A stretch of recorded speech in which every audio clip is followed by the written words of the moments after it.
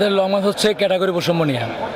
আমাদের যে 3টা ক্যাটাগরি করছে এ এবং বিসি, আমাদের সি ক্যাটাগরি আমরা চাচ্ছি না।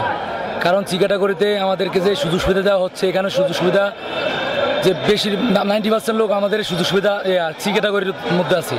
এখানে সি ক্যাটাগরির অনেক লোক আছে, যেমন এখানে সি ক্যাটাগরি করছে কি চাকরি দিবে এরা, এখানে চাকরি করার যোগ্যতা কিন্তু সবার নাই। এমনও লোক আছে আমাদের সি ক্যাটাগরিতে, তাদের চাকরি করার যোগ্যতা নাই, সক্ষমতাও নাই। ঠিক আছে, এখন চাকরি দিয়া তারা আমাদের চাকরি দিলে তাহলে আমরা করতে পারবো না, তো আমরা কী করে চলবো সারা জীবন? আজকে একটা ভাই আজকে অসুখ কাজ করতে পারে, কালকে করতে পারবে না, চাকরি কীভাবে করবে তারা? তো এই জন্য আমাদের সি ক্যাটাগরিটা বাতিল করতে হবে এবং এর মধ্যে থাকতে হবে আমাদের যারা 2টা অঙ্গ হারাইছে, মোটামুটি একবারে ক্রিটিক্যাল ইনজুরি যাদের অঙ্গ হারাই গেছে তারা এই ক্যাটাগরি থাকবে। আর বি ক্যাটাগরিতে আমরা যারা মোটামুটি নর্মাল আহত এদেরকে বি ক্যাটাগরি রাখবে। আর সরকার আমাদেরকে যদি একটা লবণ দেয়, আমরা লবণ খেতে রাজি আছি, কিন্তু আমাদের কোনো চাওয়া হয় না। সরকার খুশি হয়ে আমাদেরকে যা দেয় তা দিতে রাজি আছে।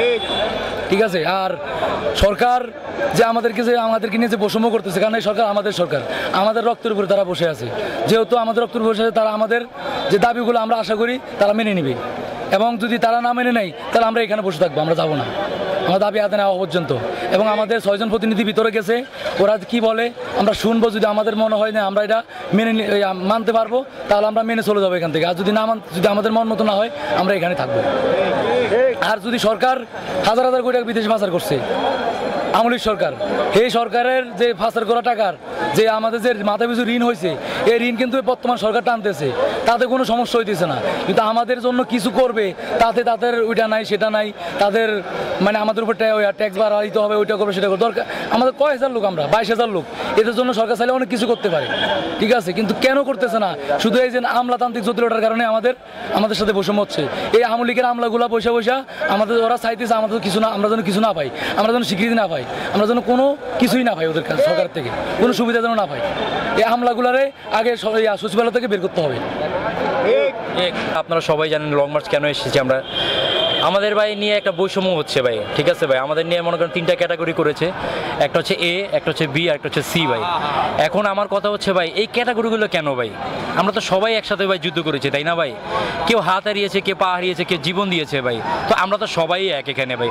অবশ্যই যারা হাত হারিয়েছে, যারা পা হারিয়েছে, তাদের সাথে আসলে আমাদের তুলনা নাই। তাদের সরকার যদি 5 কোটি টাকা করেও দেয় ভাই, তাদের কি তাদের হাত পা ফিরে দিতে পারবে? পারবে না ভাই। সো ভাই এগুলোর সাথে আমাদের ক্যাটাগরি কেন মিলাবে ভাই? আমার প্রশ্ন হচ্ছে ভাই, যারা হাত হারিয়েছে, পা হারিয়েছে ভাই, তারা থাকবে একটা ক্যাটাগরিতে ভাই। আর যারা ভাই মানে 6 মান্থ হয়েছে স্টেবল, বা আরো 6 মান্থ লাগবে, 1 বছর লাগবে সুস্থ হইতে, তারাও ভাই সকল যোদ্ধা বি ক্যাটাগরিতে ভাই। এর বাইরে আর কোনো ক্যাটাগরি হবে না ভাই। কারণ আমাদের ভাই আমাদের সাথে সি ক্যাটাগরি করেছে ভাই। সি ক্যাটাগরি কেন করেছে ভাই? আমার প্রশ্ন ভাই, সি ক্যাটাগরিটা কেন করেছে ভাই? এই ক্যাটাগরি কোনো তো মানেই হয় না ভাই। এখানে আমরা আমাদের ন্যায্য দাবি নিয়ে এখানে আমরা রাস্তায় নামছি, আমাদের স্বীকৃতি দেওয়ার জন্য ভাই। সরকার আমাদের দেখবে, আমাদের সরকার, আমরা রাস্তায় নামছি, আমাদের যে নিয়ে যদি মানুষ হাসাহাসি করে, সরকারকে নিয়ে মানুষ হাসাহাসি করবে। আমরা তো আহত যোদ্ধা, তাই না ভাই? তো আমার কথা হচ্ছে ভাই, আমাদের নিয়েও কিছু বলা দরকার নাই ভাই, সরকার নিয়েও কোনো সমালোচিত না হোক ভাই। আমরা সকলেই যোদ্ধা ভাই। আমরা চাচ্ছি আমাদের ন্যায্য দাবি ভাই। আমাদের দাবি 2টা ভাই, একটা থাকবে হচ্ছে এ ক্যাটাগরি, একটা থাকবে হচ্ছে বি ক্যাটাগরি ভাই। আমরা চাচ্ছি না এর বাইরে আর কোনো ক্যাটাগরি হতে ভাই। কারণ এই বৈষম্যর জন্য আমরা আন্দোলন করেছি। এই বৈষম্য যদি আমাদের সাথেই হয়, তাহলে ভাই বৈষম্য দূর হলে কোথা থেকে ভাই? সো আমাদের যত যোদ্ধা ভাইয়েরা আছে এখানে লং মার্চে আসছে, অনেকে ঢাকার বাইরে থেকে আসছে, রংপুর, দিনাজপুর, ঝিনাইদহ, মাগুরা এগুলো থেকে অনেকেই আসছে, ইভেন অনেকে রাস্তা থেকে আসতেছে ভাই। আমরা চাচ্ছি না রাস্তার ভিতরে রাজপথে দাঁড়িয়ে এতগুলো মানুষ কোনো ভোগান্তি, কোনো হয়রানি বা কোনো জনগণকে দিতে চাচ্ছি না ভাই। আমরা চাচ্ছি এটা সমাধান ভাই।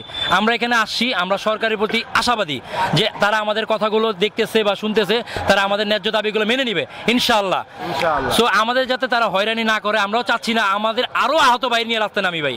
যদি আমাদের দাবি পরিপূর্ণভাবে মেনে নেয় তারা, ইনশাআল্লাহ আমরা এখান থেকে চলে যাব, ইনশাআল্লাহ আর কোনো আন্দোলন হবে না। এটাই আমাদের আবদার ভাই সরকারের কাছে ভাই। ছিল তারা ভালো কথাই বলেছেন, কিন্তু আমরা একটা ওখানে কারেকশন দিয়েছি। কারেকশন বলতে কি আমাদের দাবির মধ্যে পড়ে, আমরা বলেছি যে আমাদের যে হটলাইন নাম্বারটা হবে, এই নাম্বারটা যেন আমাদের স্মৃতিচারণমূলক হয়, যেমন 2024 হতে পারে অথবা 36 হতে পারে, আমরা এরকম কথা বলেছি। তো তারা বলেছে যে আমরা এরকম চেষ্টা করবো, হয় 36 করবো, নয়তো 2024 এরকম একটা হটলাইন নাম্বার তারা ব্যবস্থা করবে। আবার হচ্ছে এই সিদ্ধান্তগুলো নেয় হচ্ছে উপদেষ্টারা।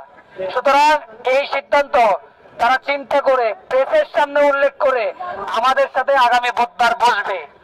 যদি, আবার বলছি, যদি দাবি সম্পূর্ণ মানা না হয় রাজপথে আবার নামবো ইনশাআল্লাহ।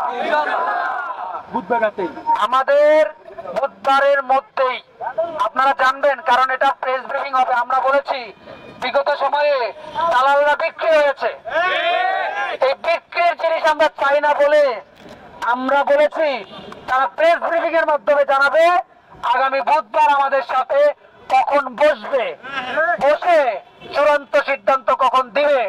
তারাও জানে যে আমরা আরো ভয়ঙ্কর রূপে আসতে পারি, সুতরাং তারা বিষয়গুলো ওইভাবে আমলে নিয়ে কাজ করবে বলে আমাদের কথা দিয়েছে ইনশাআল্লাহ।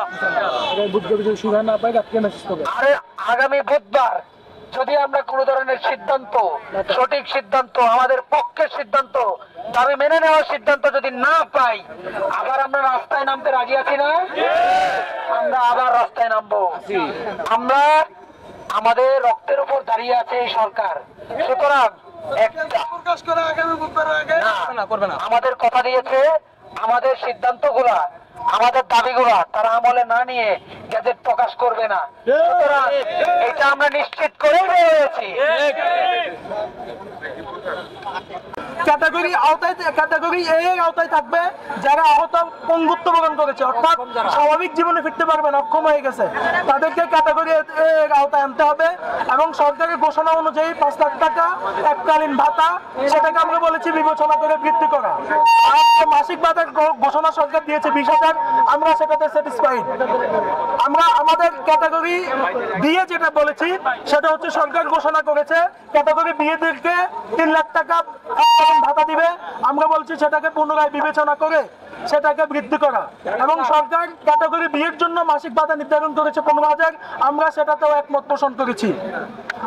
আমাদের দ্বিতীয় যে দাবা ছিল সেটা হলো সারা দেশে যেসব শহীদ পরিবার, আহত ভাইরা ছড়িয়ে ছিটিয়ে আছে, তাদের সুরক্ষা নিশ্চিত করার জন্য একটা ইমার্জেন্সি হটলাইন নাম্বার চালু করতে হবে এবং তাদের সেবা সারা দেশের একদম প্রত্যন্ত অঞ্চলে যেন পৌঁছে দেওয়া যায়, তারা যেন কোনো সমন্বয়কে ধারে ধারে ঘুরতে না হয়, সেজন্য একটা হটলাইন নাম্বার চালু করার কথা বলেছি।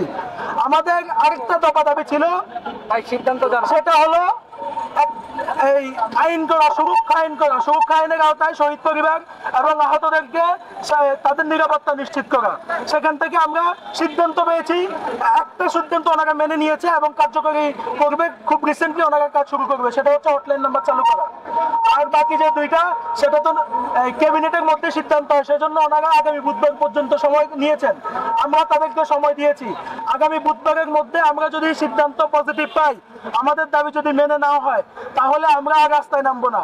আর যদি আমাদের দাবি মানা না হয়, তাহলে আমরা আগামী বুধবার রাতেই আবার আপনাদেরকে জানিয়ে দিব, বৃহস্পতিবার থেকে আমরা আবার রাজপথে থাকবো ইনশাআল্লাহ।